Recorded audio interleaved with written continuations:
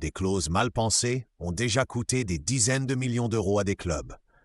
Voici des cas concrets, vérifiés, qui ont marqué le football moderne. Chaque exemple montre une erreur précise et la leçon à retenir. Une clause libératoire peut ouvrir la porte en un jour. Le Paris Saint-Germain a payé 222 millions d'euros en 2017 pour la clause de Neymar au FC Barcelone. En Espagne, la clause est obligatoire, le montant a été versé et le joueur est parti immédiatement. Un détail de calendrier peut tout changer. Fin juillet 2023, le Paris Saint-Germain a levé la clause d'Ousmane Dembélé fixée à 50 millions d'euros. Le FC Barcelone a perdu un titulaire à un montant fixe parce que la clause expirait après cette date. Compter les minutes peut coûter des millions. Auprès d'Antoine Griezmann en 2021, une obligation d'achat d'environ 40 millions d'euros s'activait s'il disputait au moins 50% des minutes sur 2 saisons.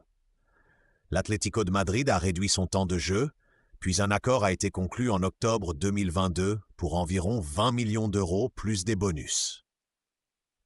Un papier en retard peut bloquer un transfert géant. En 2015, le dossier de David De Gea au Real Madrid est arrivé trop tard le jour de clôture et l'opération a été annulée.